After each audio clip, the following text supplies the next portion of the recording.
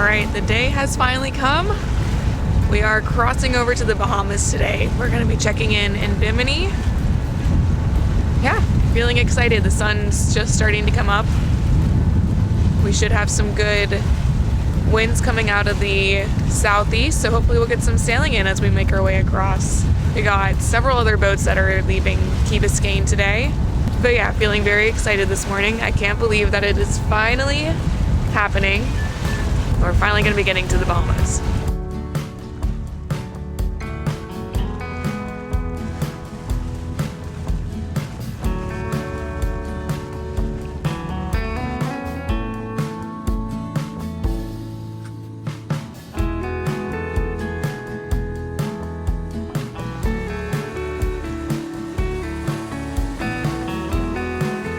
All right, we're like an hour into the trip. We're in the Gulf Stream now. Oh yeah, we're definitely in the Gulf Stream. Yes. I have been very anxious about going through the Gulf Stream, so I'm very happy that it is as calm as it is. It's not bad. I didn't even realize that we were in the Gulf Stream, so I'm thankful we waited for a good weather window. It's not ideal. We have, I don't know, 1 to 2 foot waves on the bows, and we're just bam, bam, bam. We are beating into it, but I don't know. It's not bad. Kind of reminds me of being out on Lake Erie. But yeah, cruising along. Dylan dropped the fishing line in, so we're hoping maybe we'll catch a fish and have some fresh dinner for tonight, right, Dylan? See. If you're new here, we bought our 1988 Sailboat Atlas in January of 2024. She had been sitting in a marina up in Sandusky, Ohio for a number of years, so we had to spend several months fixing her and upgrading a few of her outdated systems on board. In late July, we set off across Lake Erie and have since been making our way down the East Coast.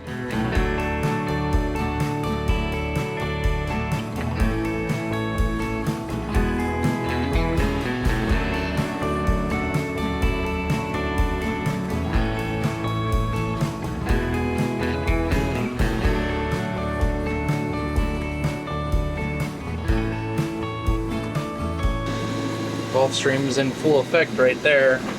You can see our boat is pointing this way, straight up on the chart plotter, but our course over ground is at roughly 60 degrees. There's about a 3.2 knot northerly current in the Gulf Stream today. It's pushing us pretty good. Of course, the wind is basically right on the nose. We have the main up stability, but it's really not adding any power. It's just keeping us from rocking a little bit. The Gulf Stream is a strong current that runs along the southern portion of the eastern coast of the United States. It brings warm water from the Gulf of Mexico into the Atlantic Ocean and can be pretty uncomfortable to cross if winds aren't favorable. For most passages, it's as easy as pointing the bow to where we're heading and letting the winds take us there. However, for this trip, that would not be possible. Since the current would be strong on the beam of our boat, if we attempted to do that, the boat would be pushed far enough north that we would overshoot Bimini and miss the island completely. To offset the current, we would have to point the bow 16 miles south of our destination during the strongest parts of the Gulf Stream.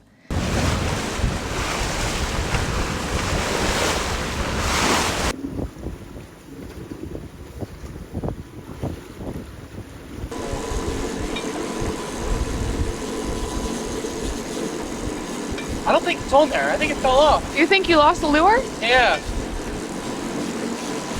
Oh yeah, I lost the lure. No wonder we're not catching anything. Oh. Well, that sucks. I lost my only diving lure.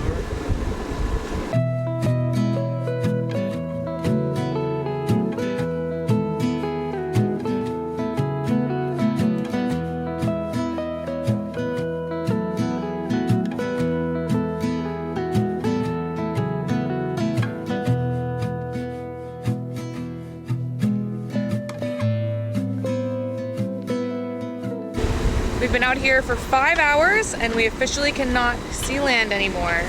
Miami's no longer in view. Now we're just waiting to see the Bahamas on the horizon. It's surprisingly not too scary, but there are a lot of boats out here with us. I think about 10 boats left Key Biscayne this morning, and there is a huge cargo ship that's currently passing several miles in front of us, so yeah. Crazy though, and the water is spectacular. It's like this deep royal blue. It's so pretty out here. It's just feels unreal that we're actually doing this. Like when we bought our boat, this going to the Bahamas was kind of what we envisioned for it. So to actually soon have the Bahamas in sight, it doesn't feel like it's actually happening. So it has, I don't think it's set in yet.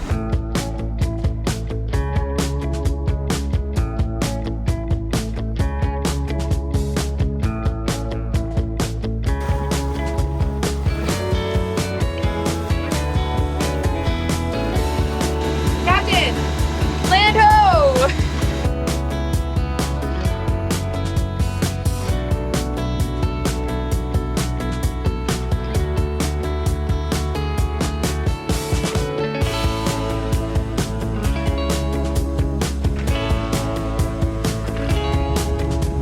Just like when you fly into another country, we have to clear customs and immigrations once we arrive. It's customary to fly a yellow quarantine flag to signify that we have yet to check in. All right.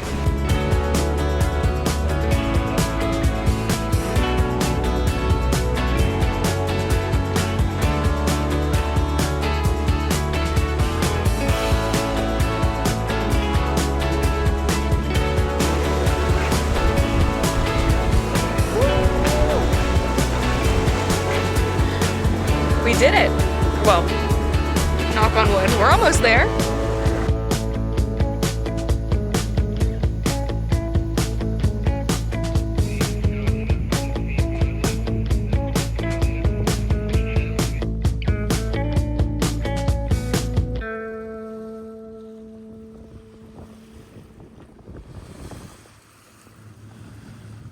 All right, I'm supposed to be getting the lines ready, so just getting distracted by how beautiful the water is.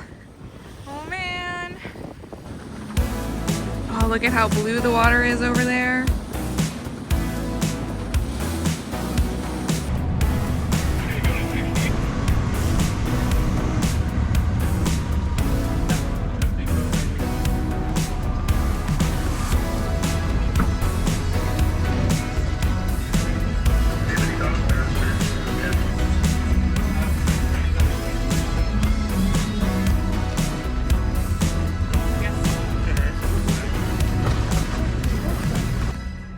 Hey, Aspen, how was your trip, huh, puppy?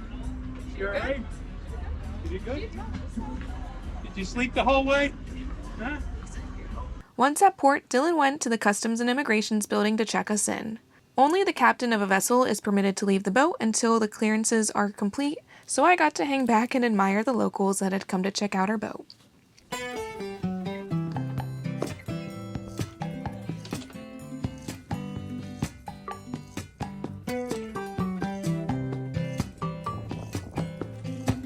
All right, we've been cleared into the Bahamas, so now we get to go and raise our courtesy flag.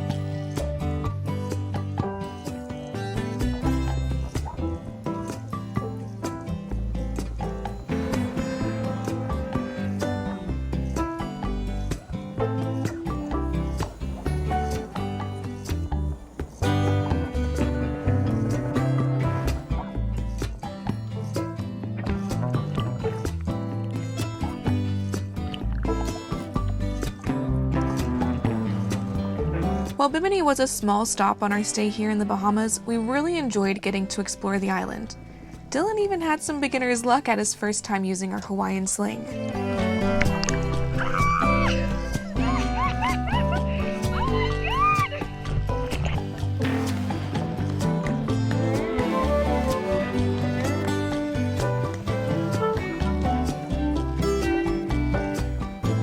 Okay, I just wanted to take a minute to show how much sea glass we have collected during our time here in Bimini. This is my collection. I think before we got here, most of this were shells that I've been collecting along our trip.